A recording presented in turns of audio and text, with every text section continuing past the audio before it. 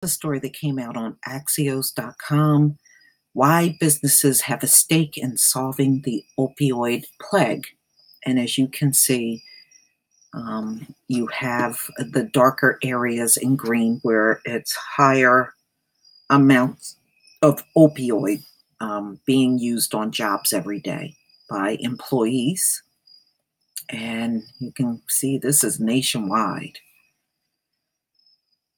The labor force has fallen significantly in places with high concentrations of opioid prescriptions over the past 15 years, meaning that employers often have a direct interest in combating the opioid plague. Between the lines, as the economy continues to strengthen and more jobs go unfilled, the business impact of those out of the workforce and struggling with opioid addiction will become only more noticeable. By the numbers, there is plenty of research suggesting that the country's declining labor participation rate, the number of people who are out of work and not looking for it, is intertwined with the country's opioid plague. The increase in opioid prescriptions between 1999 and 2015 could amount for 20% of the decline in men's workforce participation over the same period, according to a study done by Princeton Alan Kruger last year. Almost half of men who aren't in the workforce take pain medication on any given day, and 2/3 of those men take prescription painkillers, according to the same study.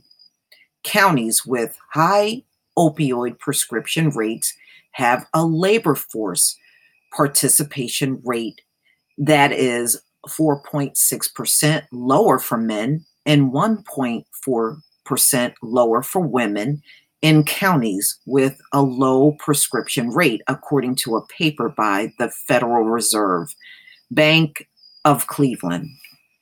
What they're saying, certain areas and industries are feeling the effect of the opioid plague more than others, even though the plague has affected families across the country, either directly or indirectly. It affects businesses to the point where companies are struggling to fill positions because there are drug test failings on a rapid and significant basis, said Katie Mahoney, Vice President of Health Policy for the U.S. Chamber of Commerce, adding that industries like construction and manufacturing have been particularly affected.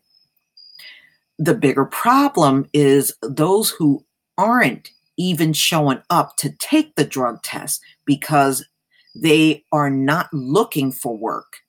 Senator Rob Portman wrote in an op-ed earlier this month. Our goal should be to get more people out from the grips of addiction and into the workforce where they can have the dignity and self-respect that comes with having a job. Businesses need to get more involved in finding solutions, Portman added. So there you go. So there's, although they're boasting about, the workforce, more people are working, there are still a lot of unfilled positions all around America. And you got to also think about the people that are retiring, and those positions may not be filled right away. And as you can see, people are still failing drug tests due to drug addiction. So they can't pass a pre-employment drug test. But please tell me what you think, ladies and gentlemen. Please leave your comment and subscribe. Don't forget to hit on the notification bell. And I will see you on the next video. Peace, family.